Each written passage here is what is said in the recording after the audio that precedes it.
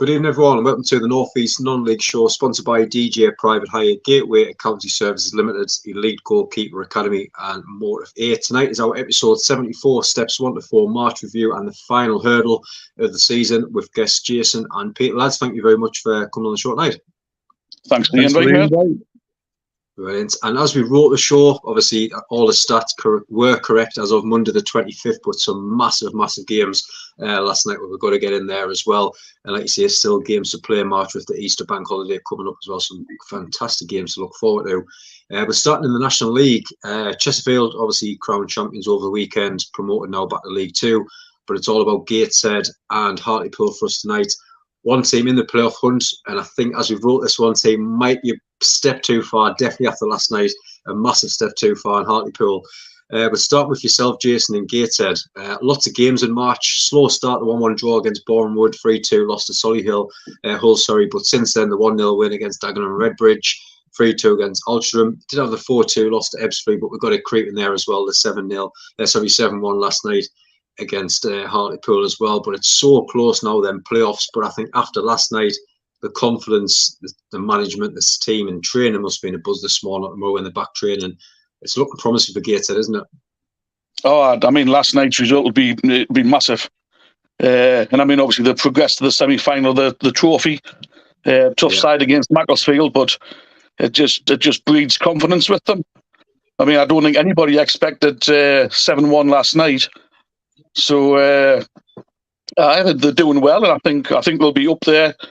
And it's nice to see, like Elliot's been given that chance. Like we said before, a few months ago, keep it in house and see how he does.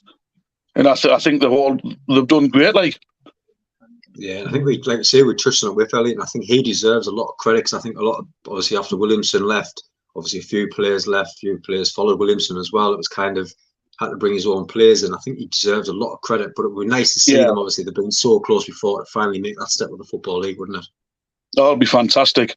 I mean, they're getting that young lad, is it Brown from Derby? He scored 2 last night and getting a few goals since January. I mean, they've done well getting him in. And if he keeps banging the goals in, and I hope they get there. Like, yeah, some massive reviews about him last night. A lot of fans were singing his praises. Evening, Carl. Evening, mate. Thank you very much for watching. Appreciate your support as always. With Peter on the other team last night, Hartlepool, and obviously a slow start in March. The 2-1 loss to Barnet, 0-0 against Southend, and 1-1 against Eastleigh. And after a decent start for Kevin Phillips, but obviously last night as well, I know he came out and apologised to the fans today. What's left now for the rest of the season? I think it's too far for playoffs now, isn't it? Yeah, like I say, where do you start with that one? If Graham Lee had still been there, they wouldn't have been playing Gateshead last night and getting beat 7-1. Chances are they would have been league above, or even league above that. But it is what it is. I feel really, really sorry for the fans. Some fans go through thick and thin. They seem to go through thin and thinner. It's they're so loyal to the team. The 5th best supported team in that league, despite what gets churned out to them. Over 4,000 average. Amazing support. And I don't think there's any chance of the playoffs. I hope Kevin Phillips proves me wrong. But it's back to what I've said before. It's not where you are in league, it's how many points you've got. And at the moment, they're only 5 points above the relegation zone. They're actually 7 points above second from bottom. There's 6 games to go, 18 points to play for. But as everybody knows, there's no easy games in here. And if the players are as interested for the next 6 games as what they were in second half last night, you need to worry about them. You need to seriously worry about them. Obviously, the 7-1 defeat, it's knocked their goal difference out of kilter, which a good goal difference can be worth a point, can't it? Yeah, especially these days, yeah. Yeah, but theirs has been knocked sideways Similar thing happened to Darlington. They got beat 8-0. Why do players pack up? They just need to keep trying to play and just keep the score down, don't they? Because you get to the day of reckoning and you think, oh bloody hell, if we hadn't got beat 7-1 at Gateshead, if we'd only got beat 5-1, we'd have been all right, That's it, isn't So it? yeah, I think it's worrying times for them. There's only 1 month to go, but there's nobody going to do them any favours, is there? Definitely. I think that's the most worrying thing as well, Peter. I mean, you're looking at the summer now, and obviously the chairman's still wanting to leave. And I would imagine as well with Kevin Phillips, he wants to get he's more of his own players in as well. And I can imagine there's going to be a lot of arguments if he wants this player. Will Raj Singh say, I want to get this money in for wages? And I can imagine there's going to be a lot of uproar between both of them over the summer. We really need to see what they say, but they just need a bit of stability now at the club, don't they? Oh, well, definitely. I agree totally with that. And as I've already said, the supporters deserve much better than that.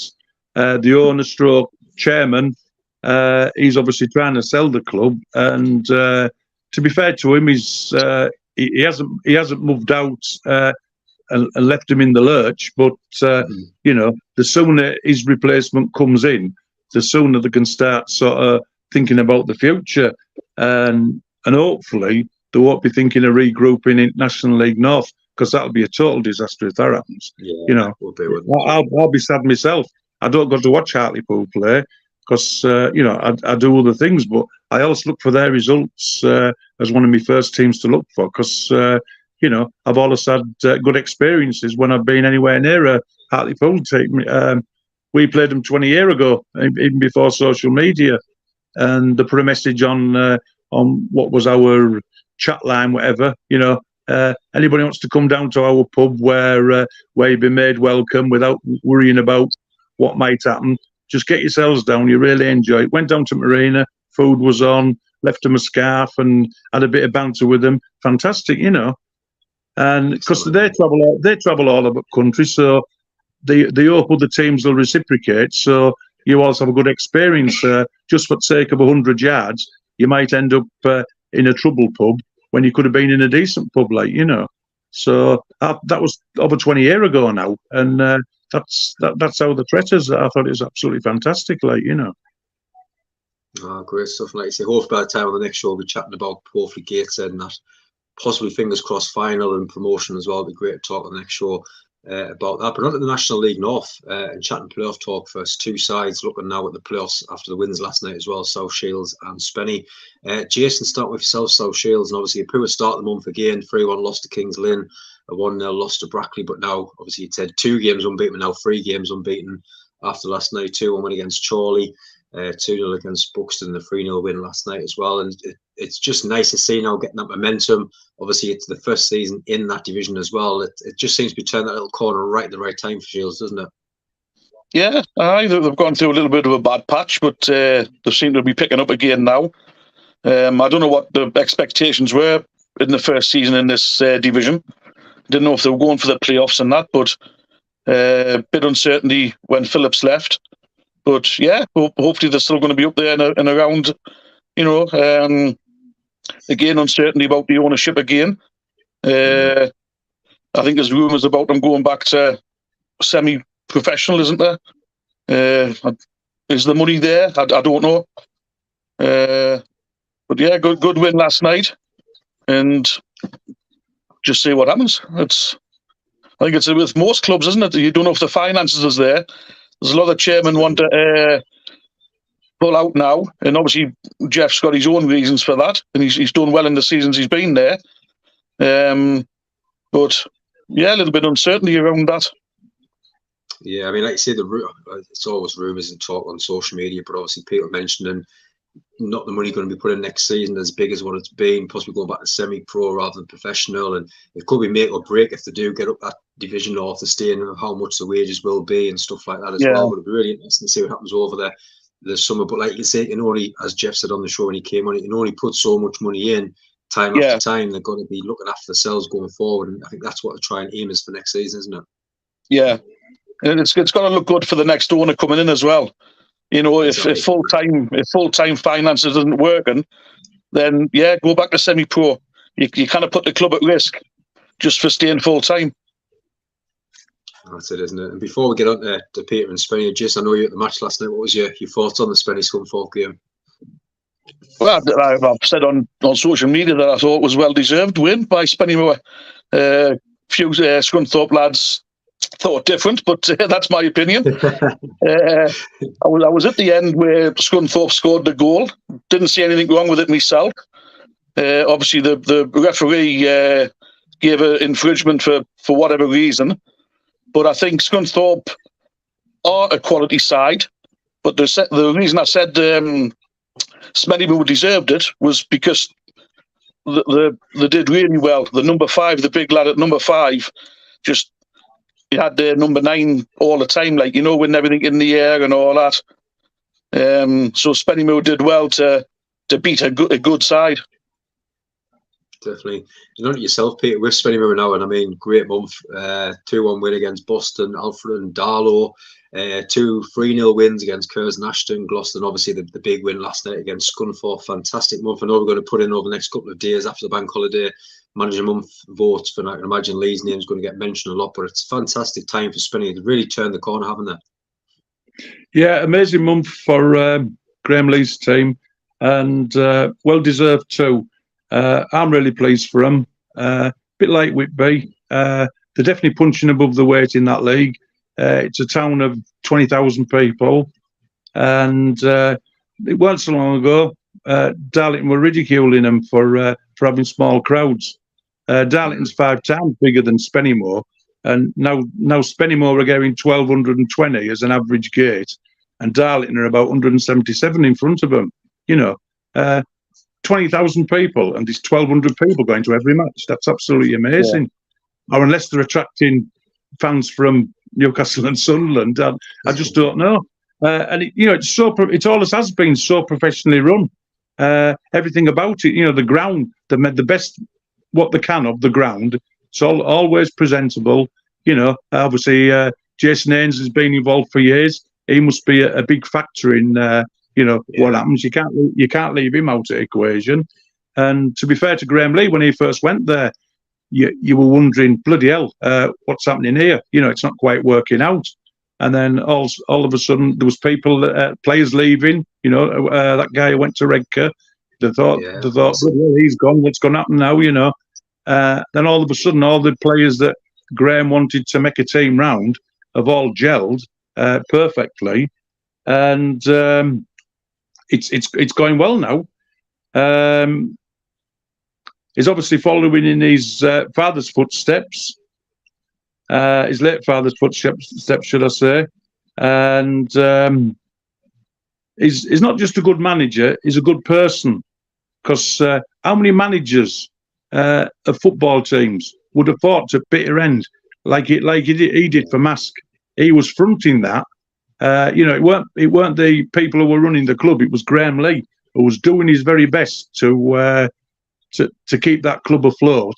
And obviously, he left Mask with Mask's blessings. There was no way did he drop a minute. So every credit to him for doing that. A little example of last time Whitby Town played Spennymoor. It was a pre-season friendly in 2021, and they came down to players, and there were streets in front of us. They were so good, and in particular the striker Glenn Taylor. They beat us 2-0. They beat us 2-0. He scored 2 goals, and it was only because Shane Bland made so many absolutely brilliant saves. And I thought, bloody hell, if that's what you have to get up to be next league above, they're a class act, them, at this time of year. Admittedly, they might have started training a bit before us, so we were maybe a little bit behind them with training. But just to prove the class, their kit men left our changing rooms exactly the same as they'd found them. How was that for professionalism and for respect to the Whitby Town facilities, and also volunteers? The volunteers who maybe had 6 or 7 jobs to sort out either that night or next morning could forget about that for another day. So it doesn't take much doing, but it was there won't be many teams doing that, will there? And I'm sure they're still doing the same thing now, Oh, it's really good to see, isn't it? Talking about the man Taylor, I thought he was out of favour, but he's obviously been injured. He's now back. Apparently, did he have a knee injury? But quite a bit of injury, yeah. He was out for quite a while. It's almost like a huge signing. Like, what a player this time of the season. Exactly. Same. It's just like a new signing. I saw an interview which he put out after Curzon Ashton match, and he'd gone to that match hoping to get half an hour coming off bench, just to get him sort of going, sort of thing. And as time ticked on, he was starting to get a bit despondent, and he finally got on pitch with 20 minutes to go. So there he was on pitch, and he says the momentum of the game and the speed that it was played at by Spennymoor were dictating. He says by the time it got to full time, he weren't half pleased that he'd gone on for 20 minutes, because he said he just didn't understand from the sideline what the speed of the game was like, So that's credit to the management team and to all the players for actually, giving 100% all the time, and it just goes to prove, doesn't it? If you do that, you get your results, don't you? Oh, it's fantastic, isn't it? Another two teams in the league as well, Blyth and Derby, just get on to the moment. So I'll say a massive thank you everyone that's been watching. Any comments on your teams or any thoughts on the matches lately, get them in the comments below as well. If you haven't already, please hit that subscribe button as well. But on the other two teams in the league, start with yourself, Jason, which is Blyth, and obviously now mid-table after 3 losses early in the month. Relegation talk after a little bad spell, but obviously the 3-2 win against Southport and 3-2 against Buxton, 2-2 draw against Peterborough Sports, and things are looking a bit better now where there's kind of not much threat of relegation. They should be okay now, but it's just all about kind of pushing on between now and the end of the season. Hopefully, whatever this new chairman comes in, back and push on for next season, isn't it? Yeah, I mean, beginning of the season, obviously they were up there in the top places, and obviously they'll have been delighted at that. But I think realistically, everybody knew they wouldn't last up there. Yeah. But I mean, they've obviously been fighting relegation the last few seasons. I don't think they'll go down this season. I mean, you've got Bishop Stortford already down. Banbury and Gloucester look down. They're a few points away. And then Farsley, Celtic and Peterborough Sports aren't in a good run of form. So to me, it's one of those final two. So yeah, like you say, Blyth just the 5 or 6 points above a relegation place. Yeah, so I think better now. I think a few more wins will see them safe. Then, like you say, new man's come in, and again, see what he does with the finances next season and who he brings in. Yeah, but I think if they avoid relegation and not in a relegation fight, I think they would have classed that as a good season this year. Yeah. I mean, we chatted, didn't we, before the season started? I think a lot of panic was where's Blyth going to fit? They didn't really have a squad going at the season. It was very bare, wasn't it? Yeah, that was it. But no, they have a few losses, have a few wins, but I think they'll be safe. And Peter Darlow, I mean, I know it's the two Darlow lads who usually come on, Jacob and Matthew, will be delighted at the moment. Honestly, the run that they've gone on, obviously the 3-1 against Banbury, 4-0 against Scunthorpe, 2-1 against Blyth, 1-0 against Peterborough Sports, and obviously 2 losses as well. But obviously Rutledge coming in now, which I think was a massive signing. He'll get them a few extra goals. But touchwood now, things are looking a lot better. I know they had the defeat on Saturday, but it is looking a lot brighter now. And I think under Watson and Rutledge coming in and getting them a few extra goals, touchwood again, they should be safe now, Peter, shouldn't they? Yeah, well, they're certainly in a far better position than what they were. So, big well done to Steve Watson, his staff, and his players. They're now in with a chance of escaping relegation, but with 5 games to go, the first one's against Chorley, who were obviously a playoff team, who beat them 8-0 first time round, which has obviously impacted on their goal difference, so that they're looking at -23 as Darlington. So again, that's like I said about Hartlepool, that could actually be a critical factor come end of season. Of the 5 games they've got, like I say, the first one's Chorley. They finish up with Chester. They're a playoff team as well, and they're also playing Warrington away they're in 12th. Well, Warrington are no mugs. They're playing Farsley, who are just above them, and they're playing Southport, who are in between Warrington and Farsley. So, I reckon there's still quite a long way to go for Darlington.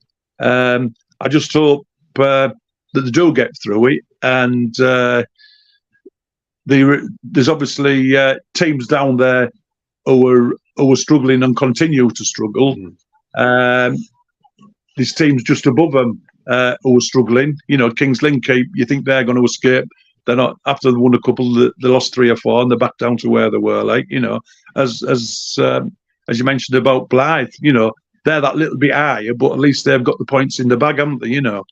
But from looking as though they were a lost cause, at least they're in with a fighting chance now, which is that's all you can ask, innit, really. And like you say, that guy Rutledge, I don't know what happened at Scarborough, because he seemed to be doing real well.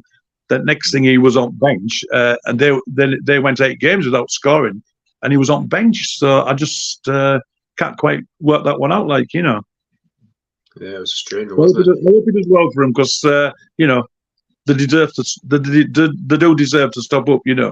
They're a big team. And they don't want to be dropping back into our league. They want to be stopping where they are and hoping to push on next year with Steve Watson in charge. No, 100%. Northern just going back to Hartlepool, one thing we overlooked,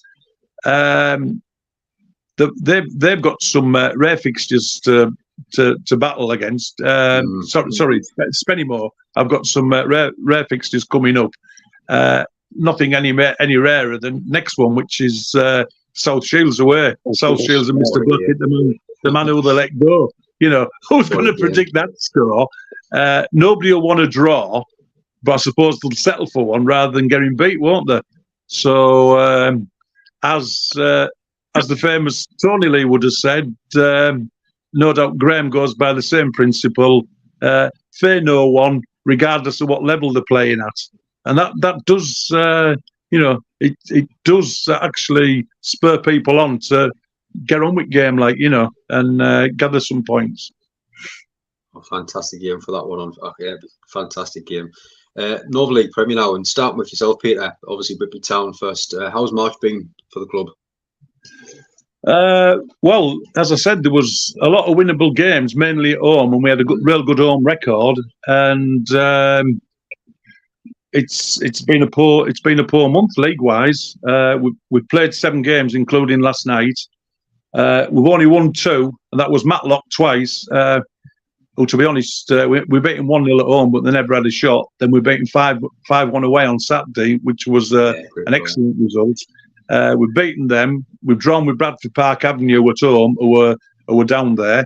The team I feared, who usually beat us, who were just coming on form, Gainsborough, beat us twice. And then we've lost to Guiseley with 10 men last week. And then we lost to FC United last night. And on both them games, particularly in the second half at Guiseley, playing with 10 men, Whitby took a real good team to task and were really, really unlucky not to win. And then last night, they dictated the whole game, but FC United have come away with win, and that's all that really matters, isn't it? So, it's unfortunate. Fortunately, we're now through to North Riding Senior Cup final, and we've got to find out last night that we're playing Borough Rangers, who beat Wrecker Athletics. Yeah, and so it's usually played at Riverside Stadium or York. I don't know if it's been decided yet, and certainly the date hasn't been decided. But at least it's something to look forward to at end of season. But as far as the where we are at the moment, we're 9th in league, still hovering around about 9th, but we're now 11 points away from the playoffs. We've caught up with our games, 6 games to play, and our next game is on Friday, and that's at Ashton. They're in 8th position, immediately above us. We're 5 points behind them, and they've got a game in hand. So, we have to beat them to even put where we are, or start challenging them for 8th place. Never mind places higher up.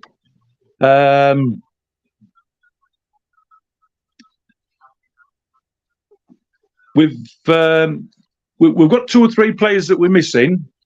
When I see him in team, I think, oh bloody hell, this is going to be a tough day today. And he ain't always recognised as being a star as such. But I got a friend of mine, Steve Holiday, who's our stat man, to give me some stats on Adam Gell. And in the 26 games he's played this year, we've lost 5, which is 19% loss rate, which I would say is good. It's a 58% win rate as well.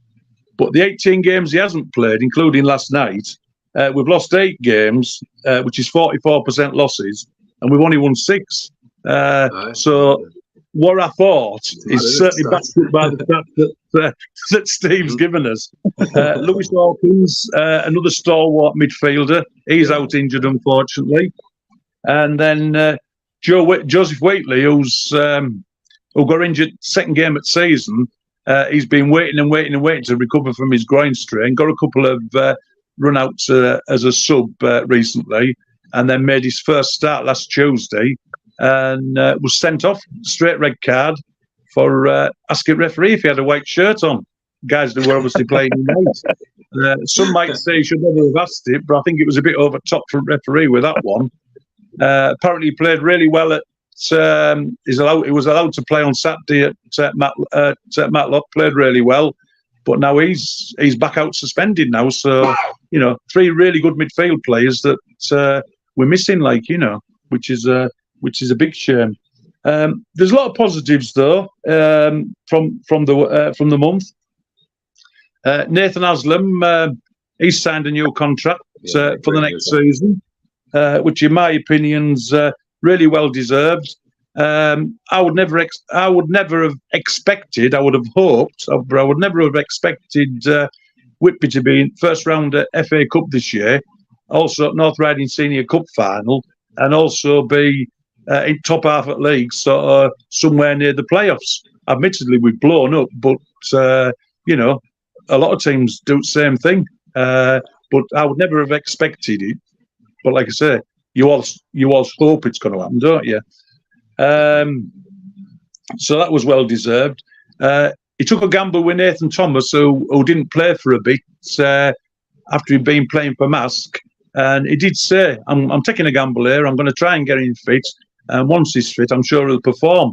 And both him and a 19-year-old loanee who we've got from Middlesbrough, Max Sowles. Now this guy, he's got no size whatsoever. Is very slight, but he's like lightning. And it doesn't matter what defenders do to him. As soon as he gets that ball, he's down that wing looking for goal.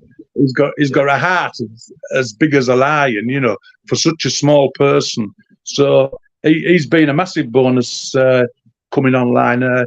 He scored a hat-trick in first half last week at Matlock, and again Nathan Thomas backed him up with 2 goals. But they're covering for 7 forwards or strikers who just can't score a goal. Yeah, that little patch, isn't it? We're relying on Dan Rowe to come up as a centre half, as a substitute centre forward, because the centre forwards just can't score. The work's got to do 2 lads, Jacob Grattan and Junior Mandel, were scoring for fun, and it's certainly it's not the fact they're not trying, but when a forward's out of form, it takes some doing, doesn't it?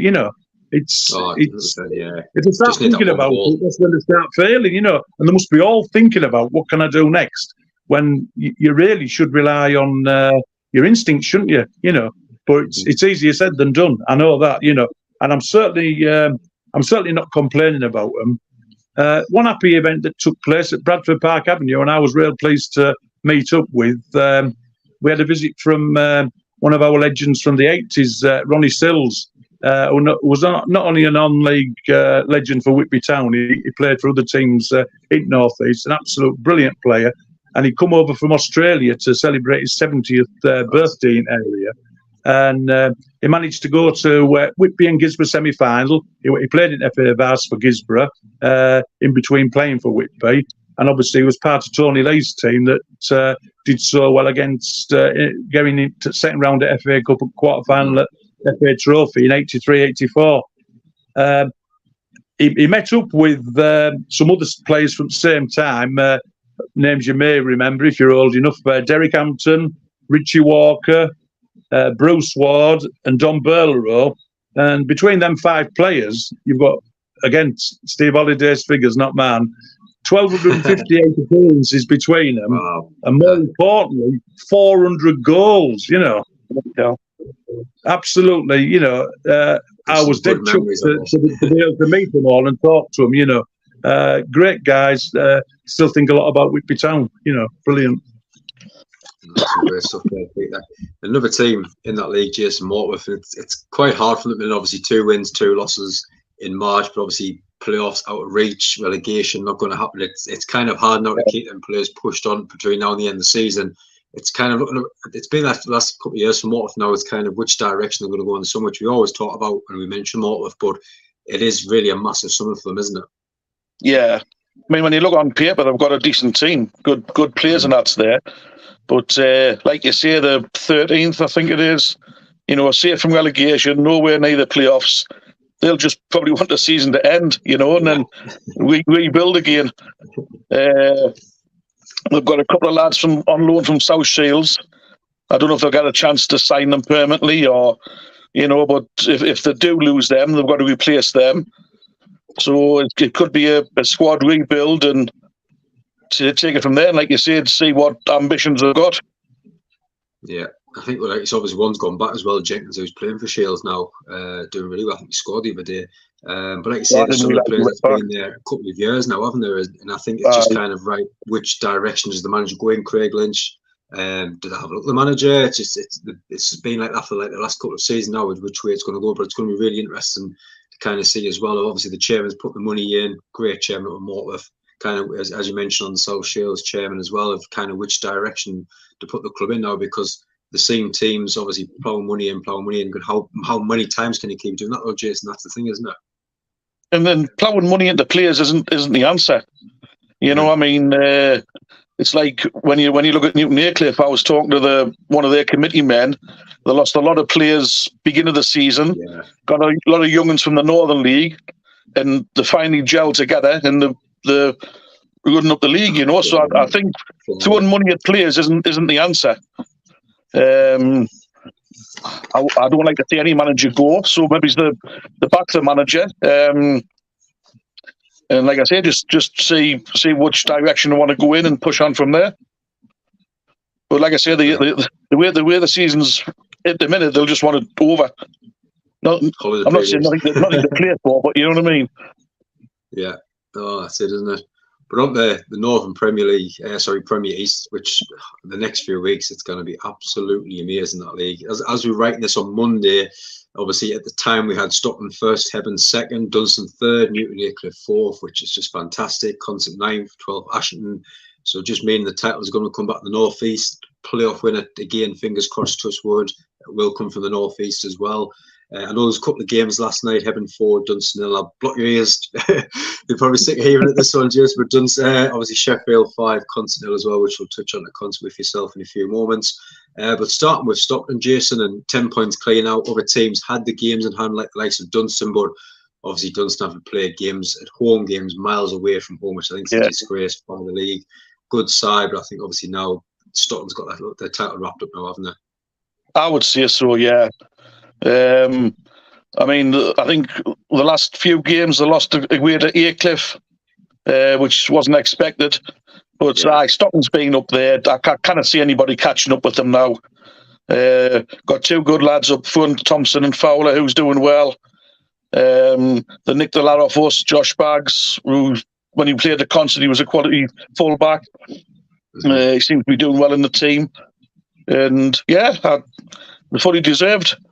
I'm not saying if, when they go up. Yeah. I'm not confident that what you've seen and the times that you've played as well, Jason, what the quality they've got, do you think they probably can hold their own in that division above as well, do you think? I would say so, yeah.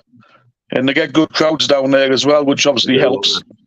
I think there's a lot of clubs, Consett included, lost fans over the years. And I think Stockton's maybe one of the few that's actually gained a lot of fans when you look at the attendances. But again, they get that one or two quality players in every now and again, and it just seems to work. Oh, really good. And Hebben in second place, Peter, and I mean, obviously a 4-0 win against Dunstan last night, which is a fantastic result on paper. But it's been a great month, 5 wins, lots and lots of goals for them. And you kind of need that form, the goals, the confidence. Obviously, look at now Stockton in the league, but Hebben in the playoffs, Peter, you need that performances going into the playoffs to keep that spell and run going, don't you? Yeah, well, I slightly disagree with you two. I'm not saying Stockton won't win the league, but Eben are second at the moment. The 9 points inside the playoffs. They're playing really, really well. 7 games to play. Excellent, as you've said, an excellent performance beating poor old Dunstan, who've been dealt a really bad hand. You're making them travel all over. But I've looked at their crowds and, making them travel miles and there's nobody there. I know Concert, you lads have been very helpful towards them up at Concert, which is, I'm sure it's appreciated, but, playing Belper at Brighouse, 77 people watching, with all expense that's involved, paying for them, all these authorities, they certainly know how to kick you when you're down, don't they? There's never any help. I put a post out the other day. It was Newcastle versus York City, semi-final FA Cup. Pitch was a swamp. What a game! 65,000 there, and referees come down and they say, "Well, there's a little bit of ice over there. That could be a health and safety problem." But it's all right for players to be travelling all over the country in cars, going to work and playing 3 games a week. What's the a little bit of ice on a touchline compared to what once happened to Workington? They were travelling all over the country for. They went down to a match even at end of the season that was waterlogged, and ended up going back 2 days later after they'd travelled down to sort of Midlands in midweek. I think one match they sent all juniors down in a minibus just to fulfil fixture. It's absolutely crazy, and there's no leeway. We can't help where we live. And nobody can control the rain, can they? Whitby Town, they laugh at Whitby Town. We've had 11 games put off. Other teams haven't had so many put off. But when you look at all teams in North East, they've all had games put off, haven't they? There seems to be a similar problem down in, I know it's not our area, but down in West Country, this Truro from bloody Cornwall going and playing home matches near Bristol or somewhere ridiculous, and they have something like they're going to be playing every second day, which it's there should be a bit of leeway. I know they have to get their all the playoff matches in and this, that, and other, but surely they can see that there's a problem arising and not force teams to play 3 games a week, as far as Hebben are concerned. They've obviously got there was a good crowd there other night, so that's credit to both teams. I know Dunstan, with it being a local derby, that have brought through with them. There was over 500 there. They've got that Armour Purewell. He's, if I've pronounced it right, I'm sorry if I haven't. He's top scorer in the league and still scoring. He certainly hasn't dried up. And in my opinion, I think Stockton really do need to keep focused. I know they will. They're a professional outfit. They'll take each match as it comes. Or they may even get caught by Hebben. Now they've got that win. Now they've got that winning bag.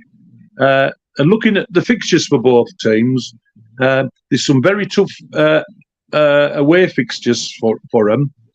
And they both have to play teams that are challenging for the playoffs. If you look at that league, there's some teams who you wouldn't consider.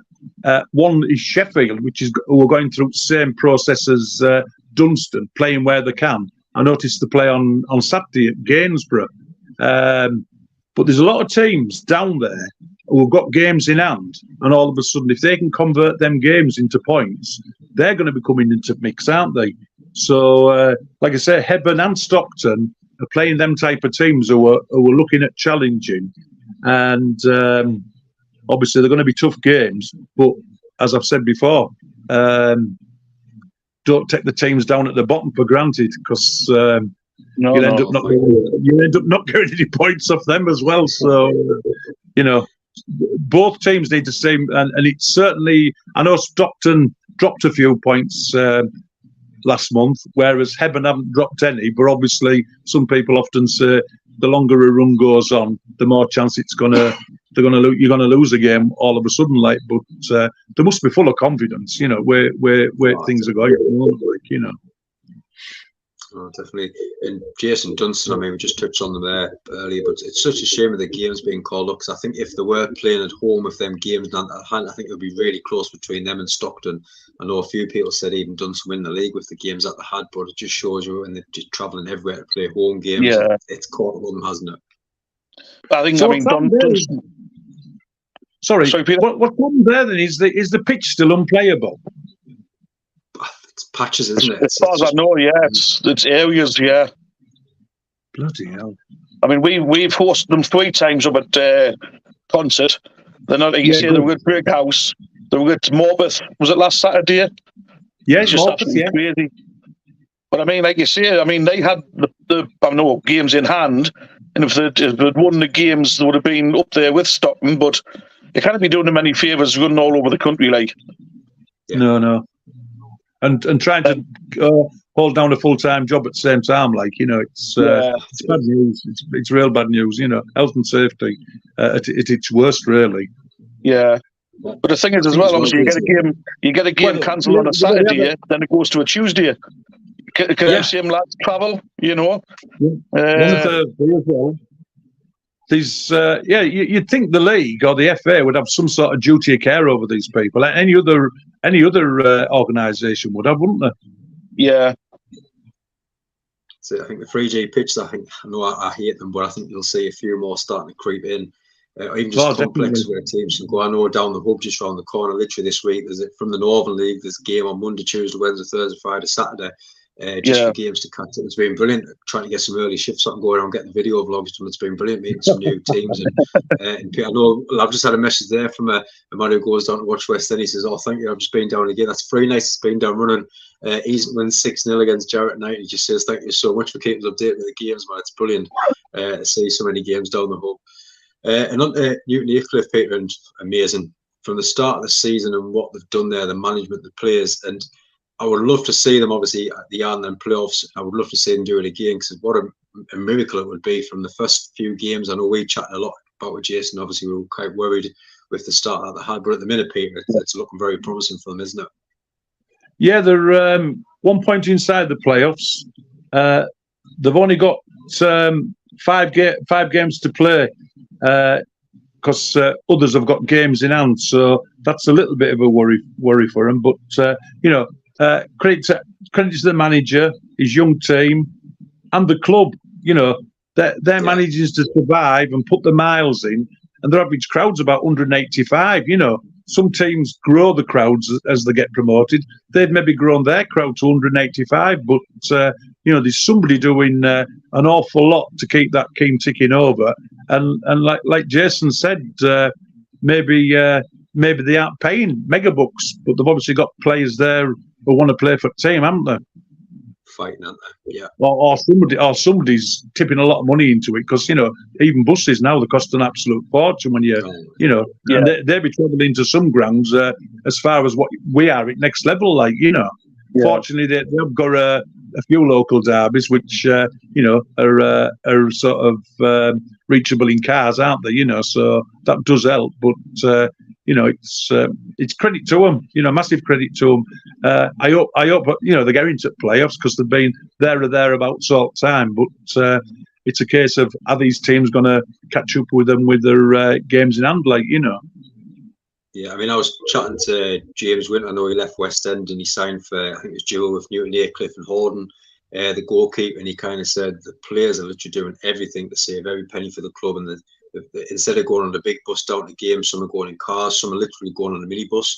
And he says, obviously, after games, it's brilliant, because they might call and get a crate from somewhere, and obviously a little minibus coming back, they're having a good laugh, having a few cans. But I think that's what's kind of keeping them together, because they have definitely smash up on these coaches, they get the minibus down, and it just brings everyone together, which is great to see sometimes, I think, as well. So, yeah, hats off to Newton Heathcliff. Hopefully that continues. And on yourself, Jason, in concert, where's it going wrong?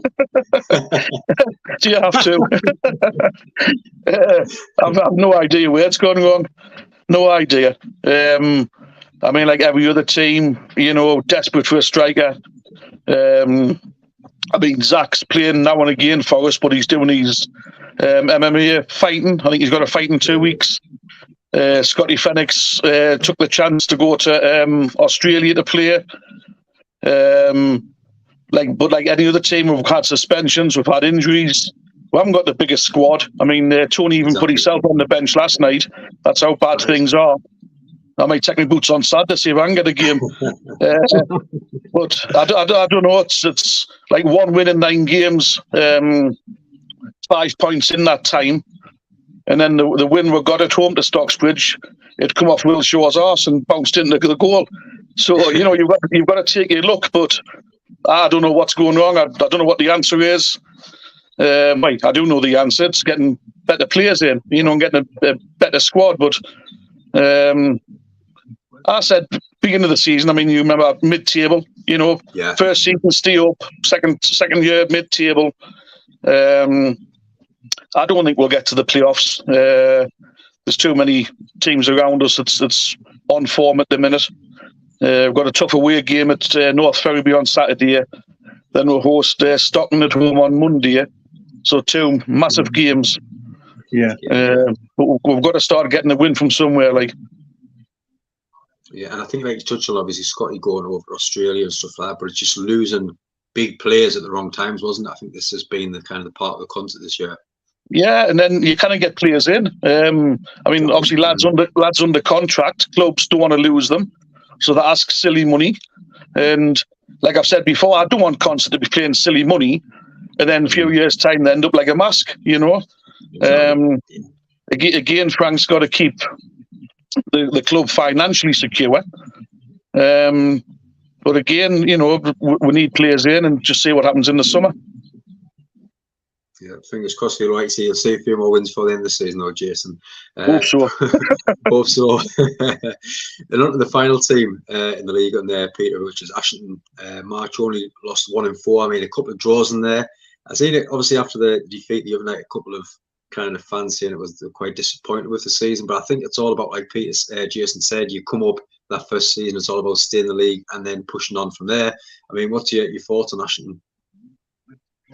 Yeah, well, 2 programs back, we're real chuffed that all the teams were in the top 10. Ashington were all the lowest of the teams, and I've done a little bit of a look up on them. Obviously, they're not going to go into playoffs, but they are 17 points above the relegation, so 7 games to play. And apparently, the build-up to last Saturday, which was the non-league day, they'd been playing really well. Obviously, they beat Concert, didn't they? As part of them 3, that had good results against other good teams, and so there's an expectation that it was worth turning up for the non-league day. They got 700 there, and scored first, and ended up getting beat 2-1. And I read an interview what manager put out, and he was absolutely furious. He said a lot of people had turned up hearing that the team were having a bit of success, so they all come to give it a try, saw what they saw, and thought, what's all this all about? He said, I won't give any player any more than 5 out of 10 for that performance. So he's obviously not very happy at all.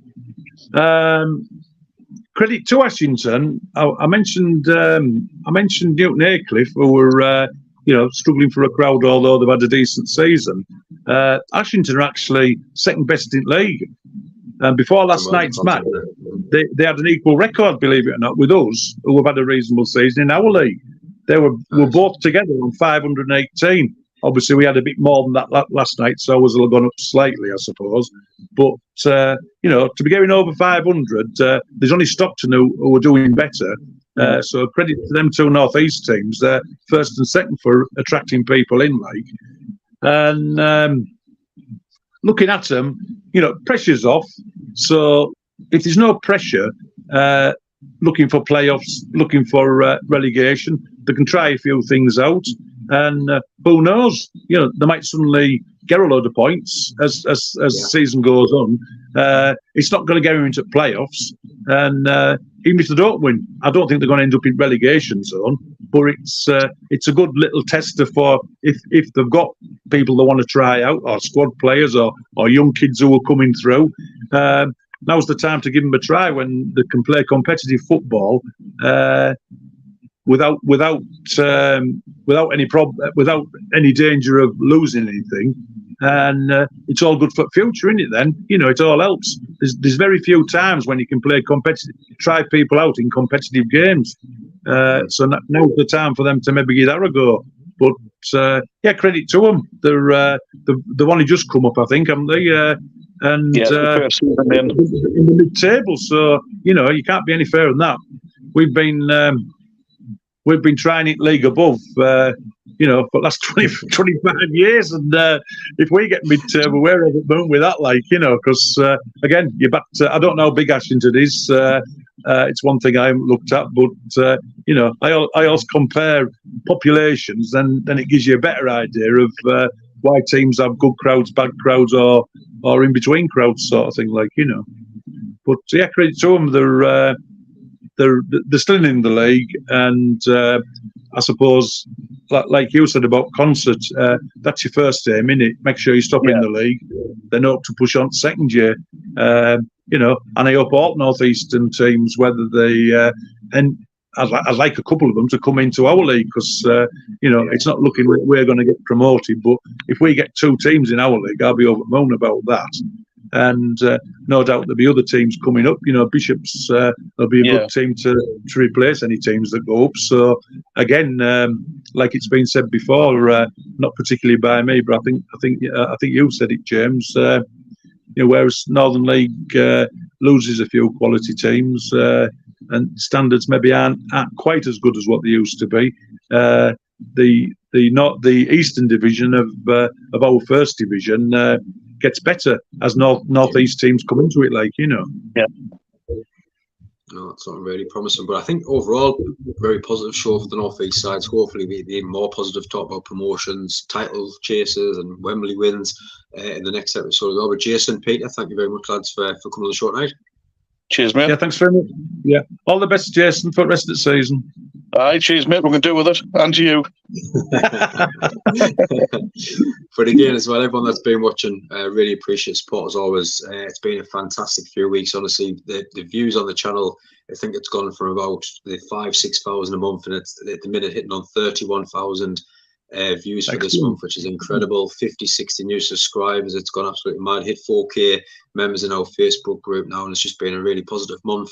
And we've just been to the town this morning to pick up our Red Sky defibrillator of our charity game. We raised about £1,250. The charity's then matched it by about another £800. So we've now getting a defib, which we're going to be going through to Bishop Auckland, presenting them with it, and hopefully at the weekend or next weekend sometime as well. So just lots of things going on at the moment. Fantastic. Keep your eyes on the Facebook page as well. But again, everyone, thank you so much for watching. I hope you all enjoy the rest of your night as well. Yeah, thanks very much.